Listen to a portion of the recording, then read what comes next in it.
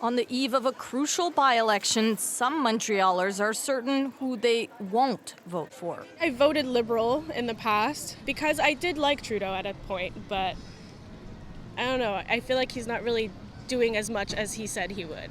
A common sentiment in LaSalle-Emard-Verdun. The Liberals wouldn't normally be nervous about holding on to a seat here. The area has been mostly red for decades.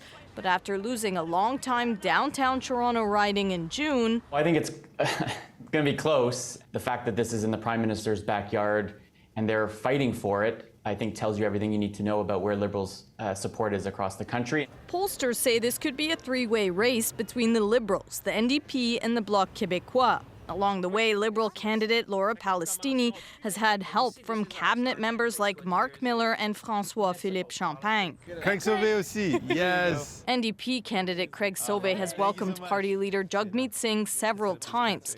Bloc leader Yves-François Blanchet has also come out for candidate Louis-Philippe Sauvé.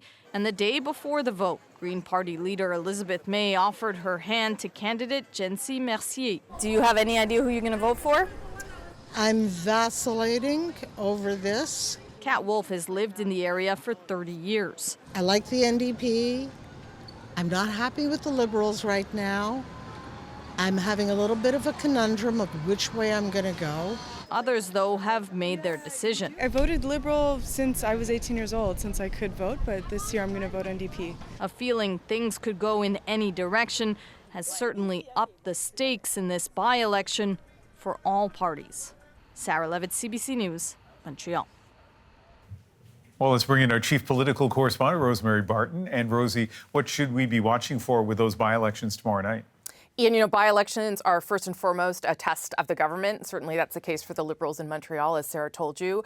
And while the party's been really lowering expectations, I would say using words like toss-up, a loss would certainly be more bad news and has the potential, I think, to get caucus really worried again. But Jagmeet Singh also has a bar to meet tomorrow, not only to hold that Winnipeg seat, for sure, but also to demonstrate that what he's been saying since he ended his deal with the Liberals, that the NDP is a viable alternative to form government, is actually true and possible.